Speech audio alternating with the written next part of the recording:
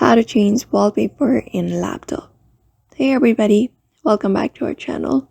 In today's video, we are going to learn how we can change the wallpaper in our laptop.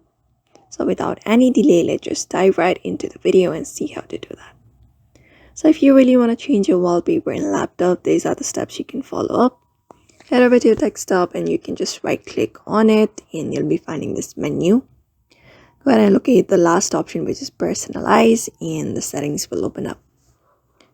So when the settings open up, let me just make it big. When this opens up, you can directly head over to the windows. After that, go to the picture section from here. And when you go over here, all you need to do is select up a picture that you want to set up as your wallpaper. For example, this one right here.